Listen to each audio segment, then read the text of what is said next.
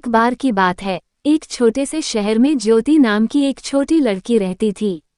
ज्योति हमेशा चुड़ैलों और राक्षसों की कहानियों से रोमांचित रहती थी जो उसके दादा उसे सुनाया करते थे। लेकिन उसने कभी नहीं सोचा था कि एक दिन उसे खुद कुछ ऐसा भयानक अनुभव होगा। यह एक अंधेरी और तूफानी रात थी और ज्योति घर में अकेली थी। उसके माता पिता एक डिनर पार्टी के लिए बाहर गए थे और देर तक वापस नहीं आए। ज्योति ने टीवी देखकर खुद को विचलित करने की कोशिश की, लेकिन बिजली चली गई, जिससे वह पूरी तरह से अंधेरे में चली गई। अचानक उसने अटारी से एक कर्कश आवाज सुनी। वह हमेशा अटारी से डरती थी और इस आवाज ने उसके दिल की धड़कन बढ़ा दी। ज्योति ने धीरे धीरे चरमराती सीढ़ियों से अटारी की ओर अपना रास्ता बनाया। जैसे ही उसने दरवाजा खोला, उसने कुछ देखा जिससे उसका खून ठंडा हो गया। कोने में काले कपड़े में एक आकृति खड़ी थी।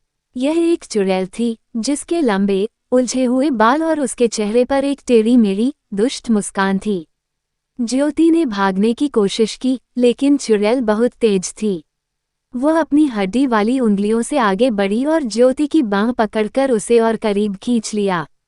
ज्योति डर के मारे जम गई क्योंकि चुड़ैल ने प्राचीन भाषा में जप करना शुरू कर दिया। अचानक अटारी का दरवाजा खुल गया और ज्योति के माता पिता दौड़कर अंदर आए। उन्हें लगा कि कुछ गड़बड़ है और वे जल्दी घर आ गए थे।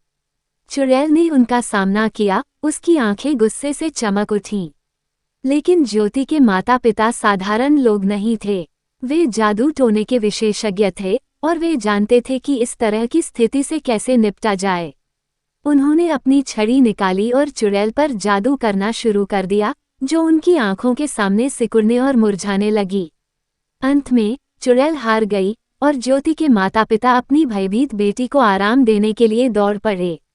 उन्होंने समझाया कि चुड़ैलें और राक्षस असली थे, लेकिन उनमें उन्हें हराने की शक्ति थी। उस दिन से ज्योति ने बहादुर बनना सीखा और अपने डर को कभी भी अपने ऊपर हावी नहीं होने दिया। और जहां तक जादू टोना की बात है, उसने उस नगर में फिर कभी किसी को परेशान नहीं किया। लेकिन कुछ का कहना है कि अंधेरी और तूफानी रातों में आप अभी भी अटारी के माध्यम से उसकी दुष्ट खड़खड़ाहट सुन सकते हैं। कहानी अच्छी लगी तो लाइक, शेयर और सब्सक्राइब जरूर करना। कहानी सुनने का आप सभी का धन्यवाद।